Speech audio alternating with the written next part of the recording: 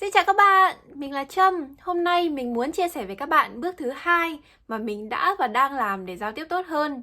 Nếu bạn chưa xem phần 1, mình đã chia sẻ về sự quan trọng của lối suy nghĩ. Mình sẽ để link ở phần miêu tả video và ở trên màn hình để bạn có thể xem nhé. Còn bây giờ để quay trở lại với cái cuộc hành trình để giao tiếp tốt hơn, mình muốn chia sẻ với các bạn cái bài học thứ hai mà mình học được. Đó là phải xác định đúng mục tiêu khi mà giao tiếp. Đó là phải làm cho người nghe hiểu và làm cho họ quan tâm về những gì bạn đang nói đến. Trước khi đi sâu hơn vào cái vấn đề, để mình kể cho bạn một câu chuyện nhỏ. Trong cái buổi đầu tiên mà mình đi học giao tiếp ấy, thầy giáo có hỏi bọn mình chia sẻ về những cái đam mê của bản thân.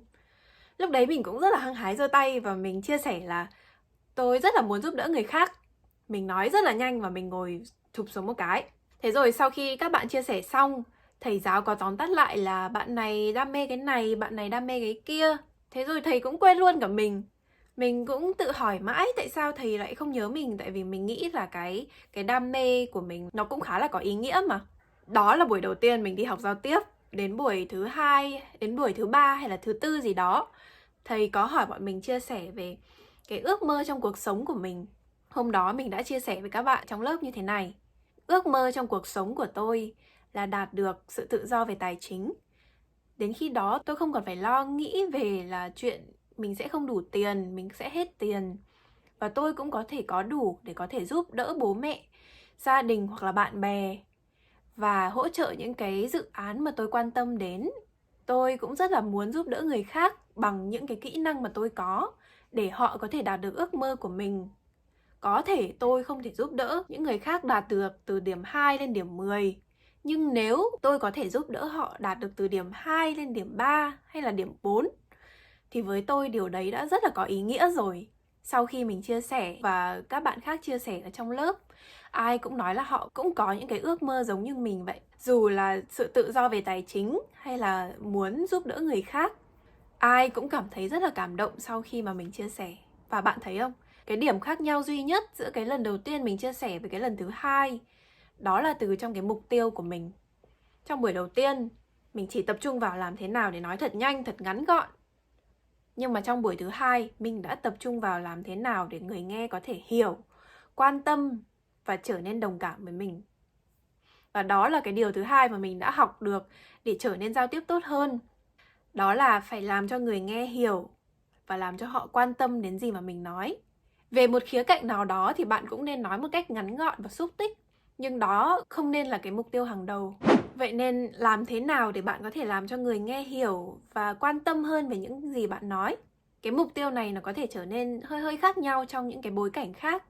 Nhưng mà mình muốn chia sẻ hai cái bước dưới đây mà bạn có thể dùng để áp dụng trên bất cứ bối cảnh hay là hoàn cảnh nào nhé. Đầu tiên là bạn phải hiểu được người nghe của bạn, họ muốn gì và họ quan tâm về cái điều gì. Ví dụ khi mà bạn đang thuyết trình với sếp, bạn chia sẻ về cái thành quả công việc của mình. Cái lúc đấy bạn nên tìm hiểu xem sếp bạn quan tâm về cái điều gì nhất. Có phải là họ quan tâm về những cái chi tiết nhỏ nhặt trong cái công việc này? Ví dụ như là bạn đã tính những cái thông số như thế nào, bạn đã thu thập dữ liệu như thế nào, vân vân và vân vân. Hay là sếp bạn chỉ quan tâm đến cái kết quả, thành quả của bạn thôi. Họ chỉ quan tâm là ok, bây giờ kết quả như thế này, mình làm thế nào để có thể đưa ra nhiều ý tưởng hay, ý tưởng mới cho công ty hơn. Dựa trên những cái điều mà bạn nghĩ mà sếp của bạn quan tâm ấy, bạn có thể sắp xếp và thay đổi cái bài thuyết trình của bạn để cho sếp bạn có thể hiểu và quan tâm đến những gì bạn nói hơn. Nếu mà bạn nghe đến đây mà bạn nghĩ là ôi dào, mình chỉ nói chuyện với bạn bè và người thân thôi mà, đâu cần phải tính toán chi ly đến vậy. Vậy mình muốn hỏi bạn xem, nếu mà cái đứa bạn thân của bạn, nó vừa mới chia tay người yêu, mà bạn lại đi vào bảo nó là ê, ngày mai cậu có muốn đi sinh nhật người yêu tớ với tớ không? Thế thì nhiều khả năng là bạn sẽ bị chê là vô duyên và đuổi đi chỗ khác. Hoặc là cái đứa bạn của bạn nó rất là lịch sự và nó đồng ý đi sinh nhật cùng với bạn ấy, thì nó sẽ ngồi cả buổi mặt rất là buồn và rất là khó để có thể tận hưởng cái buổi sinh nhật đó. Điều thứ hai mình khuyến khích bạn làm là lồng cảm xúc của mình khi mà bạn nói chuyện. Nếu mà bạn muốn người nghe quan tâm đến những cái gì bạn nói ấy, thì đầu tiên bạn phải quan tâm đến nó trước. Đây là cái vấn đề mà mình cũng rất là đang cố gắng hàng ngày để mình sửa. Tại vì mình rất là hay cảm thấy ngại khi mà mình thể hiện cảm xúc quá nhiều. Ví dụ như cái buổi đầu tiên mình đi học ấy, mình đã chia sẻ mình rất là thích giúp đỡ người khác, xong mình rất là ngại chia sẻ cảm xúc. Và đó, kết quả là không ai nhớ, không ai quan tâm. Đến cái buổi thứ hai, khi mà mình chia sẻ nhiều hơn, mình thể hiện nhiều cảm xúc hơn, mình thể hiện là mình quan tâm đến cái điều này như thế nào, thì ai cũng rất là hiểu và ai cũng trở nên rất là đồng cảm về cái ước mơ của mình. Hoặc là kể cả khi mà bạn thuyết trình cũng vậy.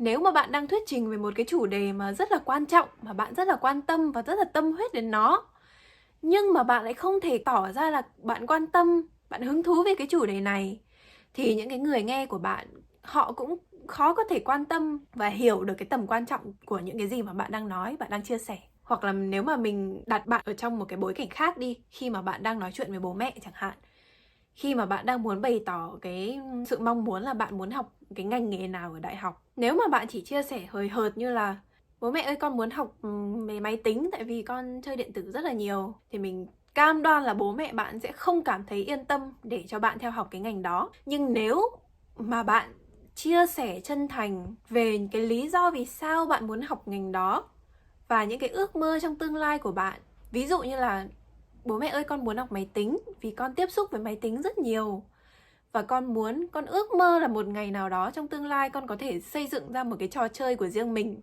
hoặc là con có thể làm cho tập đoàn Google, một trong những cái công ty hàng đầu về công nghệ. Khi đó mình nghĩ là bạn đã dần dần có thể thuyết phục được bố mẹ của bạn rồi đó. Nói đến đây, mình rất muốn bạn có thể hiểu được cái tầm quan trọng của cái việc xác định được đúng mục tiêu khi giao tiếp này. Một trong những lý do đó là vì có một câu nói rất là nổi tiếng của nhà thơ người Mỹ, bà Maya Angelou. Bà đã nói rằng người ta sẽ quên đi những lời bạn nói, nhưng người ta sẽ không bao giờ quên được cái cảm giác mà bạn tạo ra cho họ. Đó là lý do vì sao mình tin là cái mục tiêu hàng đầu khi mà giao tiếp là bạn phải làm cho người nghe hiểu và làm cho họ quan tâm.